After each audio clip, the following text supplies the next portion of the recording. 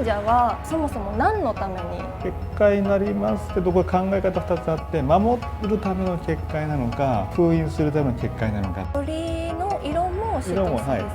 これって聖書に書いてる赤く塗ったもんは天使で、なんかよくね、悪魔とかなんか物置的なことを考えるのはこれ西洋っぽいんですよ。あ、そうなんですか。僕からすると悪いっていうか魔物系も神様の一つだから大事にするの。怨霊とか悪霊とかいたら喜んでいる。サムライトレーニングチャンネル、略してサムトレへようこそ。本日も土御門兼次通りよろしくお願いします。はい、お願いいたします。今回のテーマは古神道になります。以前も古神道についてはお話しいただいたんですけど、体術の丹田の話がちょっと多めになってしまったので、改めて古神道についてまた聞いていきたいと思います。まず神社について質問していきたいんですけど、神社はそもそも何のためにあるんですか？何のためでしょうね。いくつかその言われとかあるんですけど、こういうものっていうとちょっとね、またいろいろ叩かれたりするんですけど、簡単に言うと一つは、そこですごく活躍なさった方を忍んで、その場所、例えばご政務なさったところに建てたものもあれば、そこでのご遺徳があったとか言われ、そのご縁があった場所にその神様がいらっしゃったとか、降りた場所だからっていうんで大事にしたい場所だっていうのもありますし、もともともうすごい神聖な場所だから人が踏み荒らさないように、開発しないようにっていうことで場所を守るために建てたものもあればって、結構いろんな意味があるんで、神社だからこうだっていうような感じじゃなくて、場所に何か言われとかそのご縁がある人、物、土地に関してそこを守っていきたいっていうところ、そういう感じで作っていきたいかなと思ってますね。神社はまず入る時に鳥居があると思うんですけど、その鳥居には意味はあるんですか？それもいくつかあるんですよ。鳥居にも。一つはこちら人が住んでいる場所と、ここから神様がいらっしゃる場所って境界線の玄関、出入り口っていうものもありますし、見える世界と見えない世界って考え方でいくと、見える世界から見えない世界に行くってことは死を感じるじゃないですか。ですから一回自分が死んで行って帰ってきて、また生まれ変わってこっちへ帰ってくるっていう意味もあれば、例えば種の鳥もね、色がありますから、鳥ね、赤いのがあったりね、そうするとこれも一つの死と再生を表現しているとかね、そういうのもあります。鳥の色も死と再生を、こちらは伏見の言い伝えになりますけど、これって聖書に書いてる赤く塗ったもんは天使、私たちの味方でありって書いているところあるんですよね。その一つの一節があって、赤は天使、神様の味方、神様に忠実な人たちっていう意味で、赤く塗らないものは滅ぼすみたいな感じの伝承があるんですよ。だから赤く鳥を塗ったとか、そういうのもありますし、単に赤い方が、あれ赤って主ですから、主っていうのは神社って言って水銀なんですよ。水銀を酸化させて塗ってるんで、うちら実は金持ちだよって言ってる場合もあるし、いろんな意味あります。朱っていうのは何ですか？朱って赤ですね。朱色の朱。朱色の朱。呪いじゃないです。でも面白いですね。呪いと朱色の朱って同じ音かけてますから。確かに。だからやっぱ赤い色字で書くと何か起きるよねっていう意味も重ねてる。そういうのもあります。これはちょっと脱線しますけど、だから鳥に関して言うといろんな意味があるんで、その形やら思惑ね、いろんなまっすぐな丸いこのね横の形もあれば、ちゃんとこう反ってるものもあればっていろんな形もあるんでね、それぞれその神社にとっての言い伝え伝承で、意味がなされるかなっていう感じですね。赤いのは割と稲荷系が多いなっていうイメージなんですけど、それはそうなんですかね。さっきの聖書に基づいて、神様の方の忠実な民ということで赤く塗ってあるのがもともと。これ聖書に書いてある。ちなみにその鳥居があることによってやっぱりその結界になってたりもするんですかね。結界になりますけど、これ考え方2つあって、守るための結界なのか、封印するための結界なのか、どっちだろうなっていうのがあるんです。重なっちゃってるんですよ。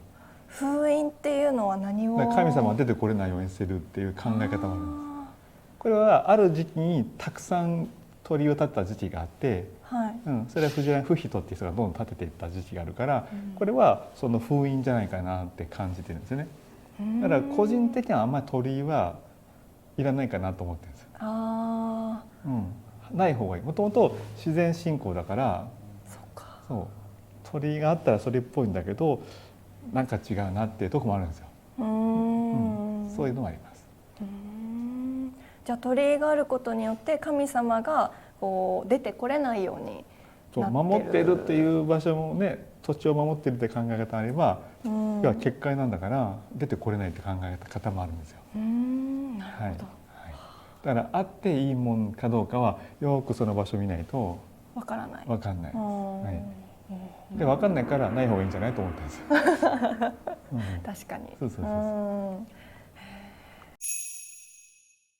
神社にあるご神木とかに周りについてるしめ縄ですかね、あれはこのご神木を守る結界なんですか？ご神木ですよという印。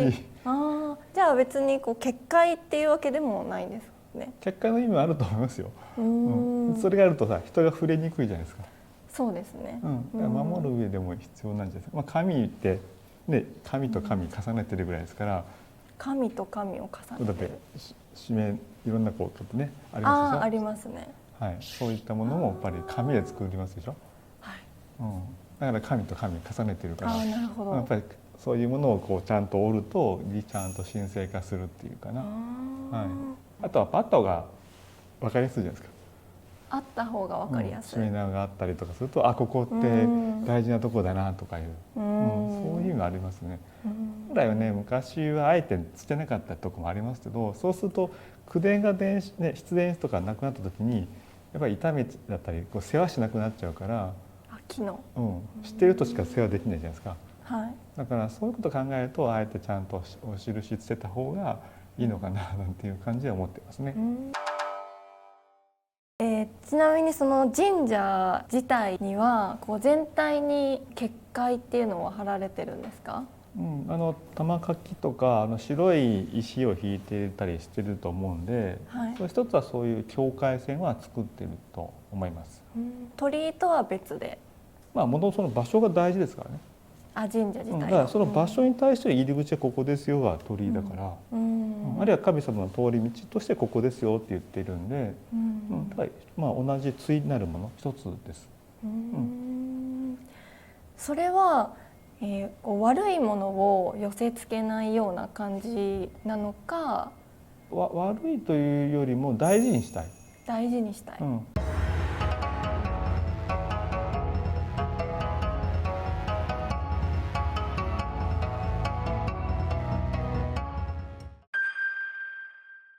なんかよくね、悪魔とか物のけ的なことを考えるのはこれ西洋っぽいんですよ。そうなんですか。僕からすると悪いっていうか魔物系も神様の一つだから大事にするの。だって呪いとかあったね、人たちいるじゃないですか。呪いとかと有名な方々とか、でも祀ってるでしょ。ちゃんと大事にするじゃないですか。そういうものなんです神道って。だからいいものはよくて悪いものは排除するとか対峙するって発想はこれ大陸系の考え方で、神道はどっちも大事なんです。頑張ったねって感じで。いや本当そうです。でこんだけ力が強いんだからきっといいことに説得すればいいことしてくれに違いないって考えるのが神道。だから悪いって発想ないんですよ。たまたま方向が違って人間に牙を向いたけど、もし説得できたら人間が味方になってくれるんじゃないかって考えるのが神道なんですよ。だから対峙ってないんです。よくる漫画とかでやってると暴れてるから抑えつけないといけないからある意味対峙だけど殺しはしないんですよ。始末はしないんです。落ち着いたら話し合いをかっていう持っていくためにちょっと落ち着けって言ってるだけなんです。それが本当神道の考え方。だからよくある西洋のエクソシストみたいに払って消すとか発想はない。いつもそこ言っちゃうんですよね。なんで消すのって、そんだけ強かったら味方にしないよって。確かに。だって日本の漫画そうでしょ。敵だったらだんだんいつの間にか味方の方に入ってるじゃん。あれが神道の考え方。西洋的な考え方はどこでと戦い続けるのは永遠。気がついたらそれなんか第10話みたいになってるけど、日本は第10話ぐらいになってくるといつの間にかこっちからこっちに立ってるんですで同じ方向を向いてるんです。それが神道っていう日本の考え方。日本は昔から八百万信仰ではないですか？信仰、まあ信じてたっていう意味では信仰なんでしょうね。だからちょっと違和感があったんで考えて、信仰だとこうさっきもおっしゃったように、ちょっと宗教的な感じに、だから絶対的な感じがするんでね。だから共存しているのが日本だから、八百万神さんが見えないだけでいらっしゃるだけですごい近いんですよ。で海外とかは神様って絶対上だから、上下なんですよ。上下関係。上下なんですよね。だから絶対なんで信仰なんですよね。歯向かわない感じね。背かない感じ。日本は横でお茶飲んでいるのが神様の感覚。対等なんですよ。見えるか見えないかだけ。そんだけぐらいだから、よく宗教心とか言いますけど、そうなんじゃなくてもっと近いんですよ日本は。横にいて当たり前だと思ってたまたま見えないだけだって感じでもいらっしゃる感じね。こういう感じです。なるほど。だから信仰というよりも共存。神様ともういるのが当たり前だから。だって八百万でしょ、わらわらわら言うわけじゃん。そうですね。それを信仰しますってすごいたくさんだから、多分そういう感じじゃないんでしょうね。たくさんいらっしゃるんだから。見えてないだけで実はすごく近くにいつもいるっていう。だって地面も神さんだから。何でもそうですもんね。全部そうです。これもそうです。全部神さんいらっしゃる。なるほど。そんなこと言ったらさ、信仰したらこれ踏み捨ててることない。そうですね。そうだから共存支えてくれてるんで。今の時代日本の精神性っていうのがすごく求められていると思うんですけど、古神道から見た日本の精神性や在り方などがあれば教えていただきたいんですが。どんな感じですか？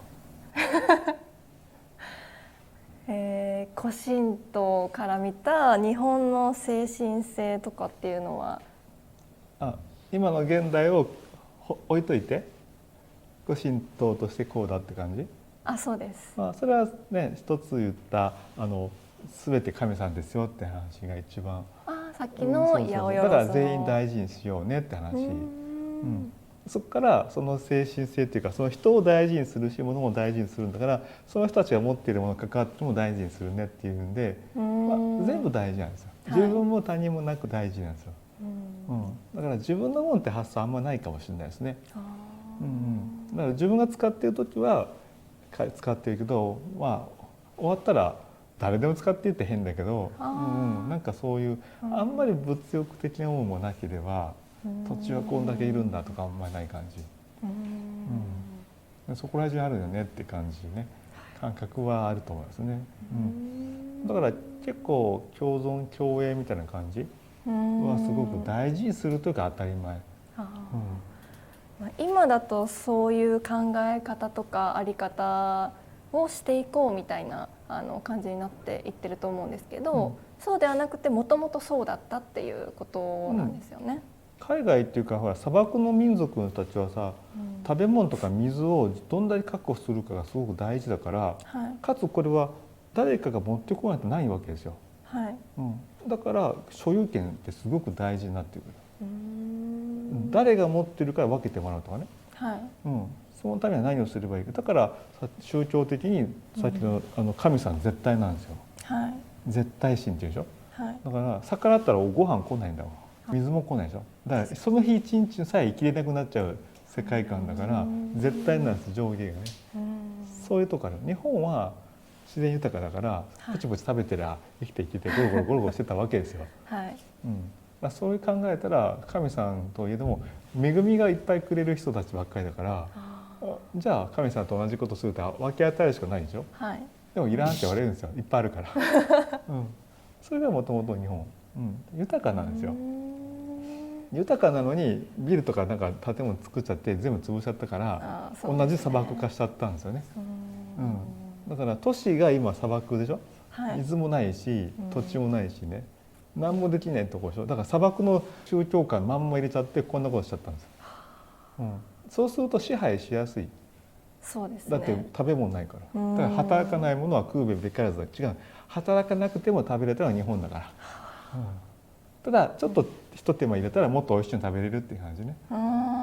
そういうところが発想もともとあった。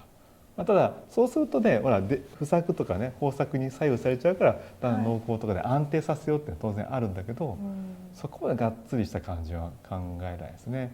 後半になって発達しててなんか水の利権だどんどんこうなっちゃうんだけどね、でもどんどんそういう豊かな場所、豊か、はい、だから神さんも温厚な人が多い。優しい優しい優しい。そこから精神性来てんじゃないですかね。こう分け与えるとか、周りにあるのが当たり前。一番伝えたかったことはもともと日本として持っているもの、物を大事にするのも当然ですけど、結構分かっちゃうとか、あとは真ん中白黒つけないグレー、どっちもありだよねっていう表現があんまり世の中っていうか世界見てもないんですよ。白か黒かイエスノーでしょ、両方ってあんまりない。さっきおっしゃってたみたいに悪いものを排除するとかではなく、そういうものも大切にするっていう。だから音量とかいたら喜んでいく。音量？そう音量とか悪霊とかいたら喜んでいく。説得したらさ強く強力な守護神になるんじゃないかって考えるのが神道のある意味ちょっとおかしいところね。いたーみたいな感じで喜んでいく。だから漫画みたいに戦いに行くんじゃなくて仲間にスカウトする勧誘しに行く感じ、もうそろそろええやんってちょっと話聞いてみたいなね、これ辺が面白い発想だからすごい武器がいるとかないんですよ。なんとかカリバーとかさ、そんな感じいらないんですよ。素手でいいんです。素手で素手そう話しに行くんだから武器持っちゃダメなの。そうですね。ちょっと聞こうっつってなんかあったら塩かけるぐらい塩もどうか分かります。そんな塩もねもともとそんなするもんじゃないんで、対話が大事だからずっと相手の意見ずっと聞くんですよ。何言いたいかね。それは相手を全部受け入れるわけじゃなくてどこに妥協点があるか自分にも当然主張考え方あるから、それを飲まれずかつ相手を飲み込まずっていうのかな、真ん中の点の探りたいんですよね。そういう発想が真ん中なんですいつも。真ん中。はい。ありがとうございます。今回のテーマは古神道についてでした。サムトレをご覧いただきありがとうございます。ぜひチャンネル登録、グッドボタン、ベルマーク、シェア拡散よろしくお願いします。